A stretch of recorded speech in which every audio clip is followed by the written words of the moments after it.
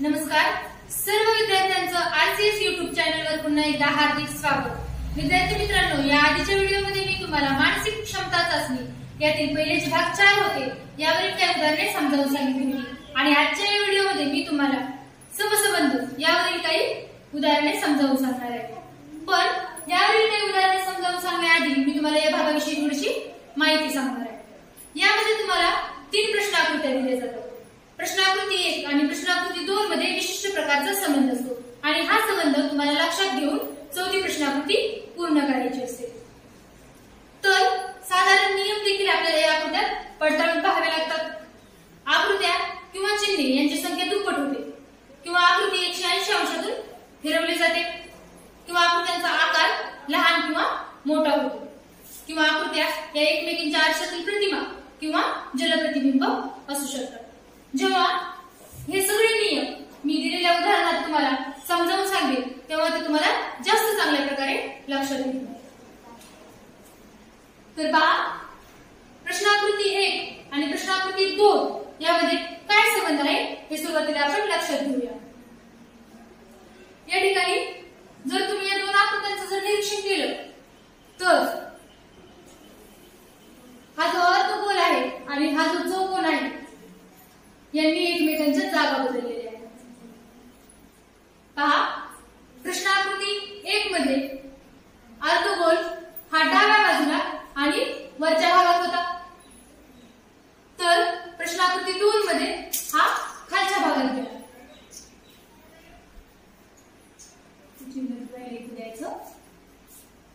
तो खालच्या भागात गेला।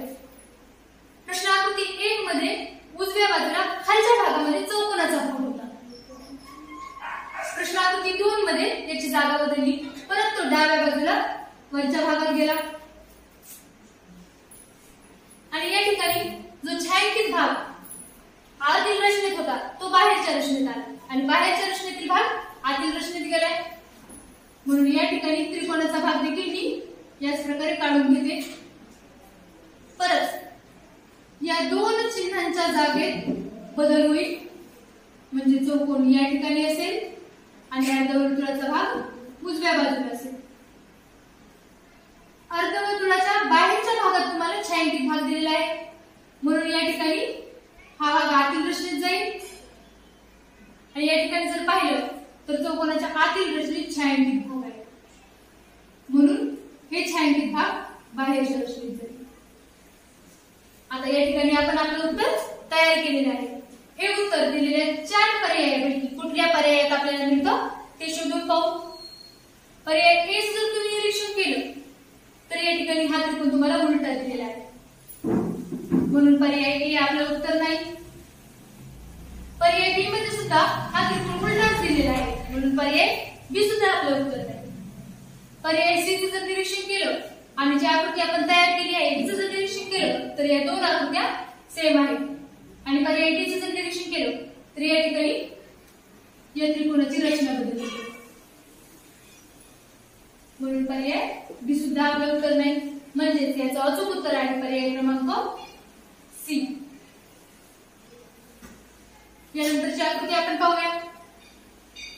पहा, प्रश्नाकृती 1 आणि प्रश्नाकृती 2 चं जर तुम्ही निरीक्षण केलं तर या ठिकाणी बाहेरची रचना प्रश्नाकृती 2 मध्ये आत गेली आणि प्रश्नाकृती 1 मध्ये जी आतमध्ये रचना होती ती प्रश्नाकृती 2 मध्ये बाहेर गेली। म्हणजे जी आकृती आता आपण पूर्ण करणार आहोत त्यात सुद्धा आतील रचना बाहेर जाईल आणि बाहेरची रचना आतमध्ये येईल, म्हणजे हा त्रिकोण बाहेरच्या रचनेत जाईल आणि बाहेरच्या रचनेतील वर्तुळ आतल्या रचनेत येईल। पहा, आपण उत्तर तयार केलेलं आहे। पर्याय ए जर निरीक्षण केलं तर बाहेरच्या रचनेत तुम्हाला चौकोन दिलेला आहे आणि जे उत्तर तयार केलेलं आहे त्यामध्ये आपल्याला त्रिकोण पाहिजे, म्हणून पर्याय ए आपलं उत्तर नाही। पर्याय बी जर निरीक्षण केलं तर या ठिकाणी तुम्हाला आतील रचनेत चौकोन दिलेला आहे, पण आपण जे उत्तर तयार केले आहे त्यामध्ये आतील रचनेत वर्तुळ आहे, म्हणून पर्याय बी सुद्धा आपलं उत्तर नाही। त्यानंतर पर्याय सी जर निरीक्षण केलं आणि जी आकृती आपण तयार केली आहे हिचं जर निरीक्षण केलं तर या दोन आकृत्या तुम्हाला सेम दिसतील, त्रिकोण तुम्हाला उलटा दिलेला आहे म्हणजे याची रचना बदलली आहे म्हणून पर्याय डी सुद्धा आपलं उत्तर आहे म्हणजेच याचं अचूक उत्तर आहे पर्याय क्रमांक सी। त्यानंतर प्रश्नाकृती 1 आणि प्रश्नाकृती 2 चं जर निरीक्षण केलं तर प्रश्नाकृती 1 ही प्रश्नाकृती 2 मध्ये काही अंशातून फिरवली आणि त्याला अजून एक भाग जोडलाय म्हणजेच ही आकृती सुद्धा काही अंशातून आपल्याला घड्याळाच्या काठीच्या विरुद्ध दिशेने फिरवावी लागेल आणि या रचनेला सुद्धा अजून एक भाग जोडावा लागेल।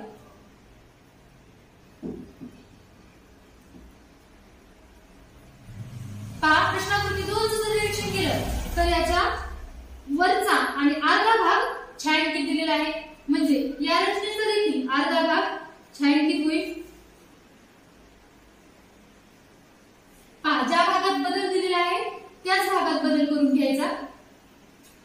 दुसऱ्या प्रश्नाकृतीचं जर तुम्ही निरीक्षण केलं तर या ठिकाणी वरच्या भागात तुम्हाला छायांकित भाग दिलेला आहे म्हणून या आकृती पूर्ण करताना सुद्धा मी वरच्या भागात छायांकित भाग पूर्ण करून घेते।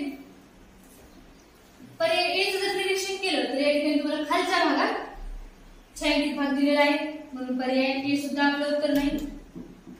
पर्याय डी चं जर निरीक्षण केलं तर या आकृतीत तुम्हाला एक पूर्ण भाग छायांकित दिलेला आहे आपल्याला दोन्ही पण अर्धे अर्धे भाग छायांकित पाहिजे म्हणून पर्याय बी सुद्धा आपलं उत्तर नाही। पर्याय सी चं जर निरीक्षण केलं तर अर्ध्यापेक्षा कमी भाग छायांकित दिलेला आहे म्हणून पर्याय सी सुद्धा आपलं उत्तर नाही।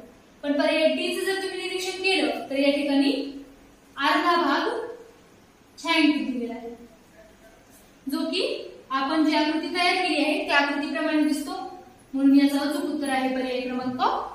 यानंतर प्रश्नाकृती 1 आणि प्रश्नाकृती 2 चं जर तुम्ही निरीक्षण केलं तर प्रश्नाकृती 1 मध्ये जे चिन्ह तुम्हाला वरच्या भागात दिलेले होते ते प्रश्नाकृती 2 मध्ये खालच्या भागात दिले आणि प्रश्नाकृती 1 मध्ये जे चिन्ह तुम्हाला खालच्या भागात दिलं होतं ते चिन्ह वरच्या भागात गेलं आणि आतील रचनेत जो वर्तुळ होता तो प्रश्नाकृती 2 मध्ये एका भागाने पुढे सरकला आणि समोरच्या रचनेत गेला।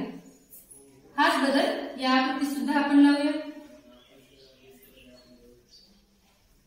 या ठिकाणी खालच्या भागात तुम्हाला 2 उभ्या रेषा दिलेल्या आहेत ह्या उभ्या रेषा वरच्या भागात जातील आणि वरच्या भागातील एक रेष खालच्या भागात येईल। या ठिकाणी वर्तुळ देखील तुम्हाला वरच्या भागात दिलेला आहे हे वर्तुळ समोरच्या भागात सरकेल म्हणजेच आकृतीच्या खालच्या भागात येईल। आता आपल्याला आपलं उत्तर कुठल्या पर्यायात मिळतं ते शोधू। पर्याय ए चा जर विचार केला तर या ठिकाणी वरच्या भागात तुम्हाला वर्तुळ दिलेलं आहे म्हणून पर्याय ए आपलं उत्तर नाही।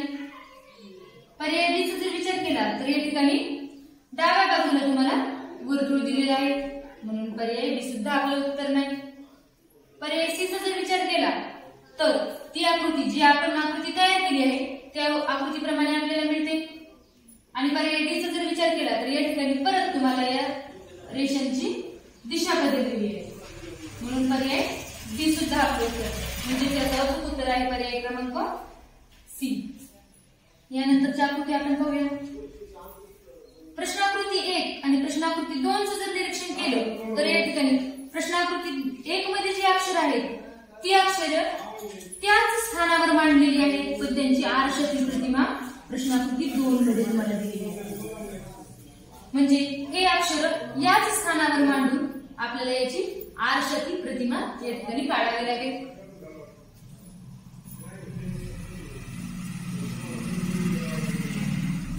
पहा प्रश्नाकृती ए चा जर तुम्ही विचार केला किंवा उत्तराकृती पर्याय ए चा जर विचार केला तर या ठिकाणी तुम्हाला केळीची रचना बदललेली नाही म्हणजे ही आरशातील प्रतिमा नाही म्हणून पर्याय ए आपलं उत्तर नाही। पर्याय बी चा जर विचार केला तर या ठिकाणी क्यू ची आरशातील प्रतिमा दिलेली नाही म्हणून पर्याय बी सुद्धा आपलं उत्तर नाही।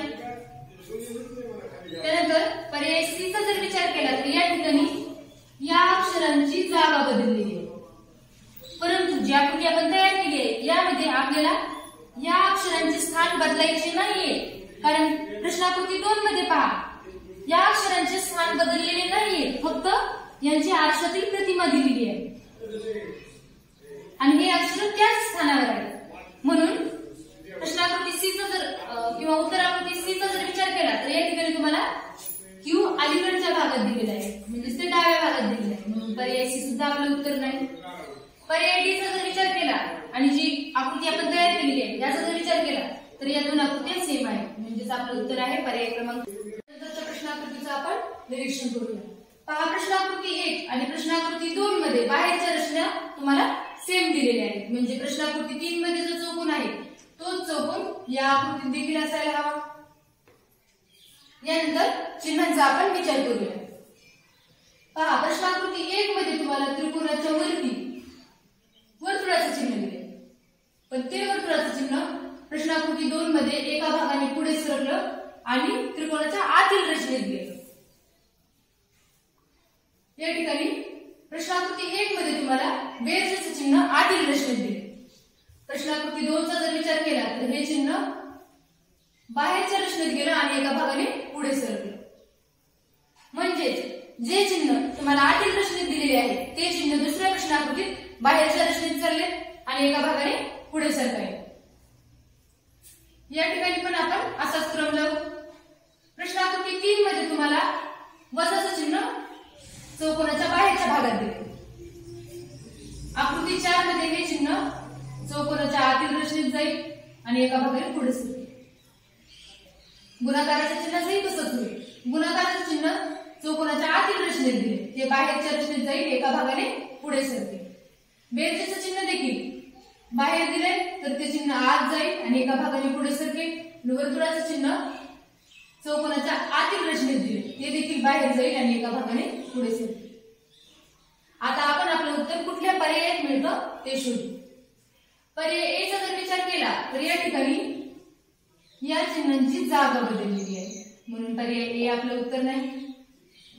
त्यानंतर बी चा जर विचार केला तर बी मध्ये सुद्धा या चिन्हांची जागा बदललेली आहे, म्हणून पर्याय बी सुद्धा आपलं उत्तर नाही. पर्याय सी चा जर विचार केला तर या ठिकाणी प्रत्येक चिन्ह तुम्हाला आकृतीच्या बाहेरच्या रचनेत दिले, म्हणून पर्याय सी सुद्धा आपलं उत्तर नाही. आणि पर्याय डी चा जर विचार केला आणि जी आकृती आपण तयार केलेली आहे याचं जर निरीक्षण केलं तर या दोन आकृत्या तुम्हाला सेम दिसतील, म्हणजेच आपलं उत्तर आहे पर्याय क्रमांक डी. यानंतरची प्रश्नाकृती आपण पाहू. पहा, प्रश्नाकृती 1 मध्ये सगळ्यात बाहेरच्या रचनेत तुम्हाला वर्तुळ दिला आहे, पण प्रश्नाकृती 2 चा जर विचार केला तर आतील रचनेत हा वर्तुळ गेलेला आहे. चौकोन 2 नंबरला आहे, 2 नंबरची रचना 2 नंबरलाच राहिली, म्हणजे चौकोन 2 नंबरलाच राहिला. त्यानंतर आतील रचनेत प्रश्नाकृती 1 मध्ये त्रिकोण दिलेला आहे, प्रश्नाकृती 2 मध्ये हा त्रिकोण बाहेरच्या रचनेत गेला.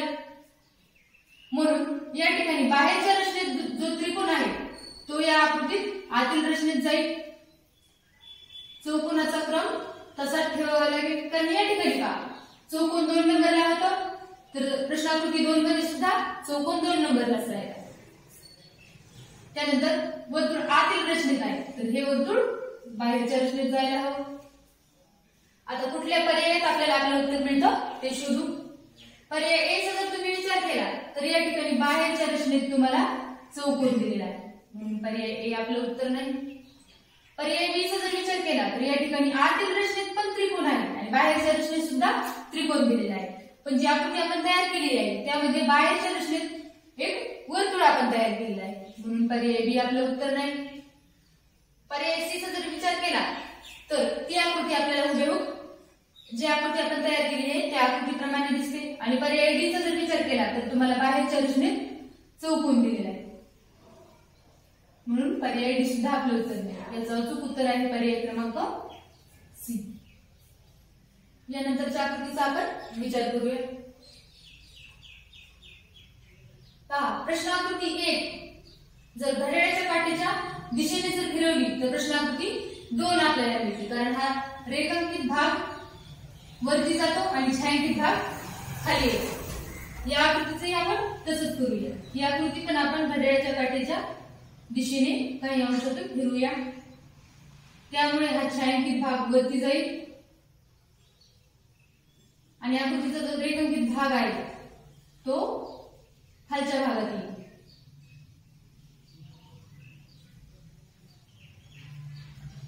या ठिकाणी आकृतीच्या खालच्या भागात हा रेखांकित भाग असायला हवा.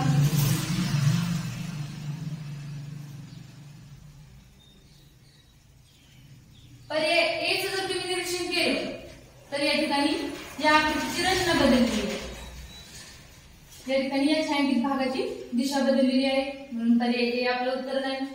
पर्याय बी चा जर विचार केला तर रेखांकित भाग तुम्हाला वरती दिलेला आहे, पण जी आकृती आपण तयार केलेली आहे त्यामध्ये रेखांकित भाग आकृतीच्या खालच्या भागात असायला पाहिजे, म्हणून पर्याय बी सुद्धा आपलं उत्तर नाही. पर्याय सी चा जर विचार केला तर सी मध्ये सुद्धा हा चौकोन तुम्हाला तिरकस दिलेला आहे आणि रेखांकित भाग वरती दिलेला आहे, म्हणून पर्याय सी सुद्धा आपलं उत्तर नाही. म्हणजे याचं अचूक उत्तर आहे पर्याय क्रमांक डी. यानंतरच्या आकृतीचं आपण निरीक्षण करूया. पहा, प्रश्नाकृती 1 मध्ये जो तुम्हाला आकृतीचा भाग दिलेला आहे त्यालाच अजून एक भाग प्रश्नाकृती 2 मध्ये जोडलेला आहे. प्रश्नाकृती 1 मध्ये तुम्हाला दोन्ही बाजूला बेरजेचे चिन्ह दिलेले आहे, पण प्रश्नाकृती 2 मध्ये या ठिकाणी ते वर्तुळाचे चिन्ह झालेले आहे. म्हणजे या भागाला देखील आपल्याला अजून एक भाग जोडावा लागेल.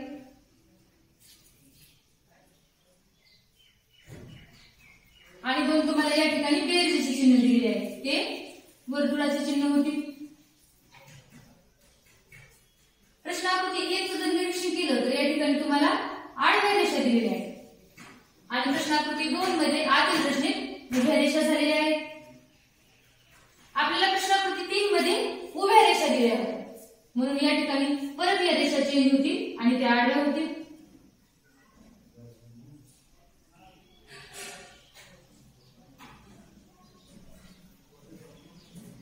आता आपल्याला दिलेल्या पर्यायापैकी कुठल्या पर्यायात आपलं उत्तर मिळतं ते शोधू. पर्याय ए चा जर विचार केला तर या ठिकाणी दोन्ही बाजूला तुम्हाला बेरजेचे चिन्ह दिले, म्हणून पर्याय ए आपलं उत्तर नाही.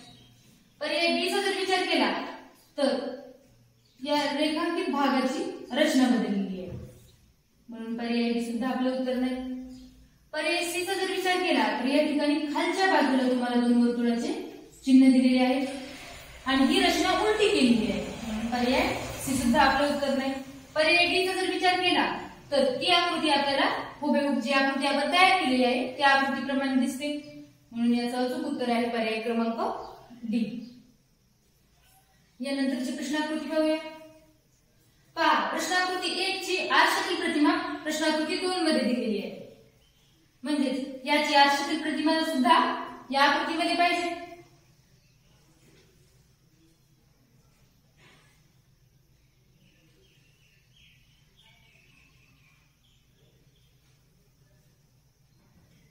आपलं उत्तर आपण तयार केलेलं आहे. पर्याय ए चा जर विचार केला तर या ठिकाणी या रेषेची रचना बदललेली आहे, ती खालच्या बाजूला दिली आणि या बाणाची देखील दिशा बदललेली आहे, म्हणून पर्याय ए आपलं उत्तर नाही.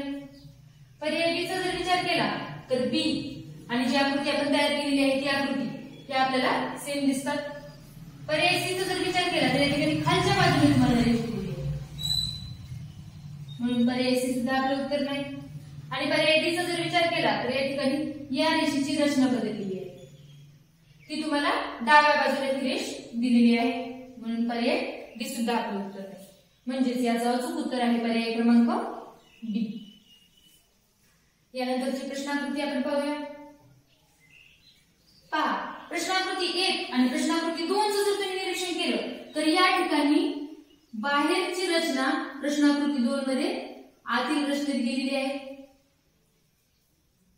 आणि जी आकृतीच्या आतील रचना होती ती प्रश्नाकृती 2 मध्ये बाहेर गेलेली आहे. म्हणजेच बाहेरचा त्रिकोण प्रश्नाकृती 2 मध्ये आतील रचनेत गेला आणि आतील जो चौकोन होता तो प्रश्नाकृती 2 मध्ये बाहेरच्या रचनेत गेला आणि त्याचबरोबर कोरा देखील झालेला आहे. प्रश्नाकृती 1 चं जर निरीक्षण केलं तर या ठिकाणी छायांकित भाग दिलेला होता, याचाही आपण असंच करू. प्रश्नाकृती 3 मध्ये बाहेरच्या रचनेत तुम्हाला त्रिकोण दिलेला आहे, हा त्रिकोण या आकृतीत आतील रचनेत जाईल. त्यानंतर आतील रचनेत एक छायांकित चौकोन दिलेला आहे. आता हा चौकोन कोरा होईल आणि बाहेरच्या रचनेत येईल. आता दिलेल्या 4 पर्यायापैकी कुठल्या पर्यायात आपल्याला आपलं योग्य उत्तर मिळतं ते पडताळून पाहू. प्रश्नाकृती 1 चं जर निरीक्षण केलं तर या ठिकाणी तुम्हाला छायांकित त्रिकोण दिलेला आहे, म्हणून पर्याय ए आपलं उत्तर नाही. पर्याय बी चा जर विचार केला आणि जी प्रश्नाकृती आपण तयार केली आहे याचा जर विचार केला तर या 2 आकृत्या तुम्हाला सेम दिसतील. त्यानंतर पर्याय सी चा जर विचार केला तर या ठिकाणी तुम्हाला चौकोनाचा चौकोन दिला, पण आतील रचनेत आपल्याला त्रिकोण हवा, म्हणून पर्याय सी सुद्धा आपलं उत्तर नाही. आणि पर्याय डी चा जर विचार केला तर या ठिकाणी त्रिकोण तुम्हाला आतील रचनेत दिलाय, पण तो उलटा दिलाय आणि छायांकित भाग देखील दिलाय. या ठिकाणी जर तुम्ही पाहिलं तर प्रश्नाकृती 1 मधील जो छायांकित भाग होता तो प्रश्नाकृती 2 मध्ये जाऊन कोरा झालेला आहे. म्हणजे प्रश्नाकृती 3 मध्ये सुद्धा आपल्याला एक छायांकित भाग दिलाय, परंतु तो भाग दुसऱ्या आकृतीत कोरा होईल, म्हणून पर्याय डी सुद्धा आपलं उत्तर नाही. म्हणजेच याचं अचूक उत्तर आहे पर्याय क्रमांक. त्यानंतर प्रश्नाकृती 1 आणि प्रश्नाकृती 2 चं जर तुम्ही निरीक्षण केलं तर या ठिकाणी उजव्या आणि डाव्या बाजूला जे चिन्ह दिलेले आहे त्यामध्ये बदल केलेला आहे. म्हणजे 3 मध्ये देखील आपल्याला त्याच प्रकारचा बदल करावा लागेल.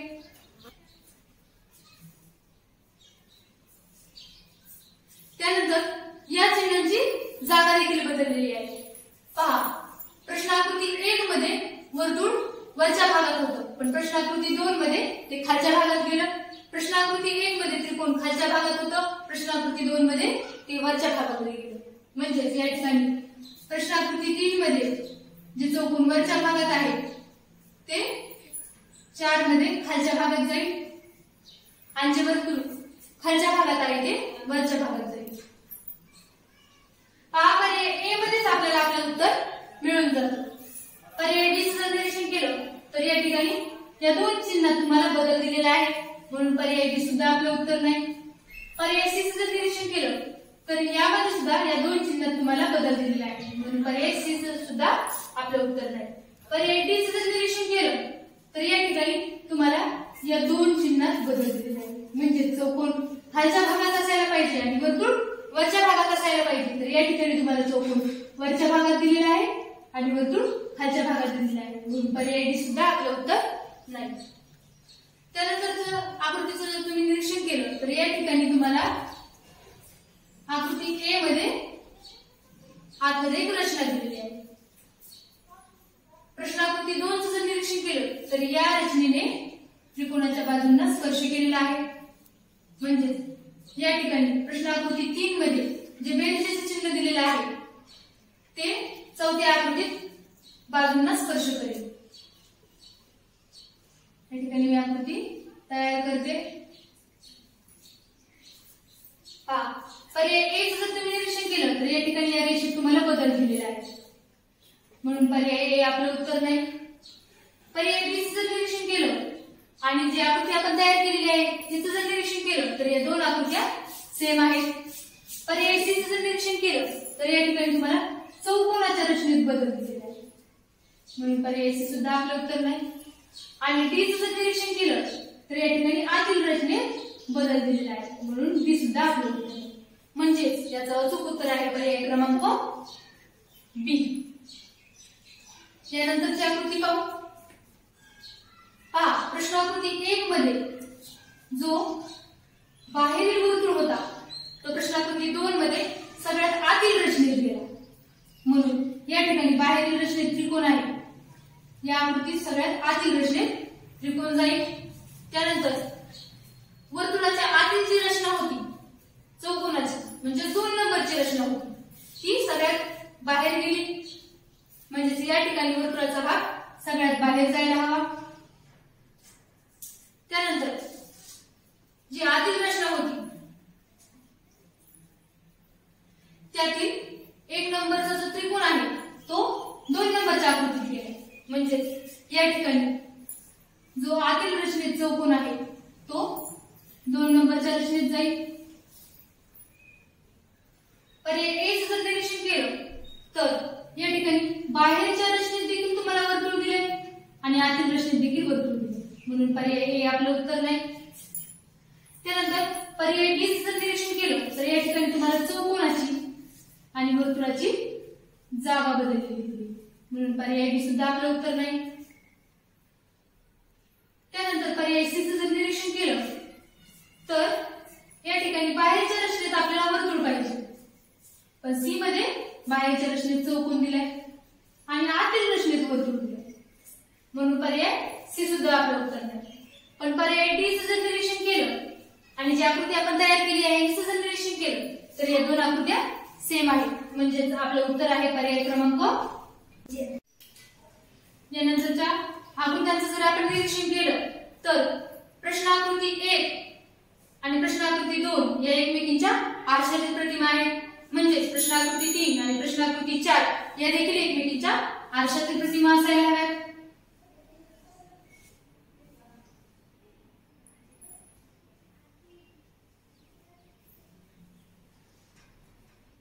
आपलं उत्तर कुठल्या पर्यायात आपल्याला मिळतं हे आपण शोधू. पर्याय ए जर तुम्ही निरीक्षण केलं तर या ठिकाणी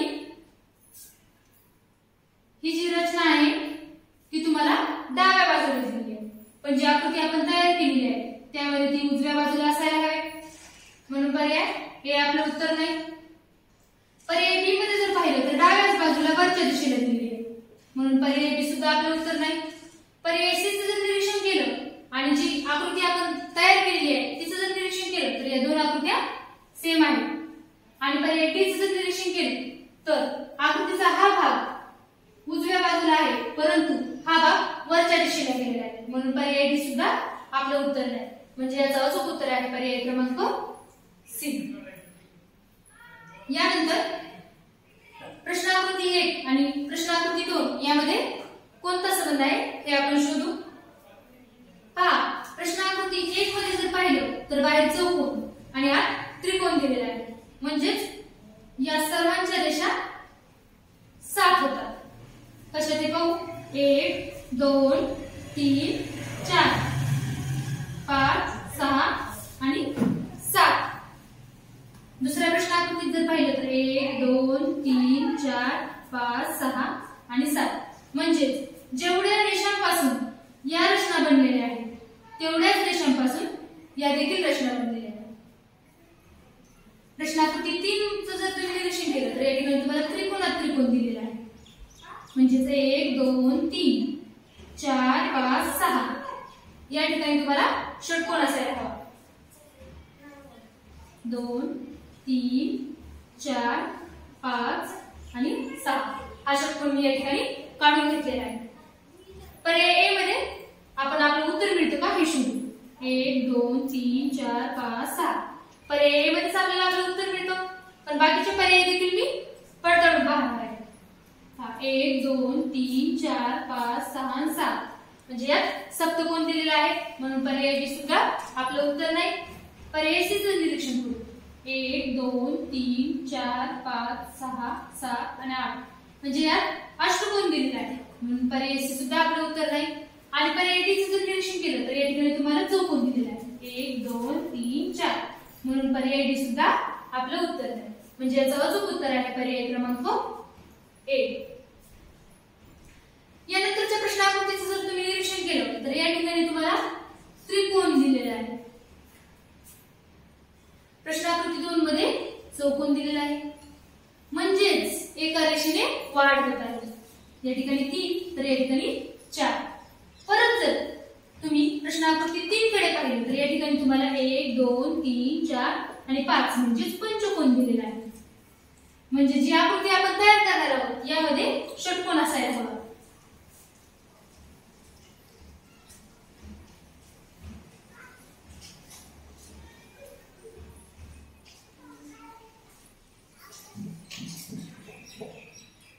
एक 2 3 4 5 6 पर्याय ए चं जर निरीक्षण केलं तर या ठिकाणी तुम्हाला चौकोन दिलेला आहे आणि या चौकोनातून एक रेष दिलेली आहे, म्हणून पर्याय ए आपलं उत्तर नाही.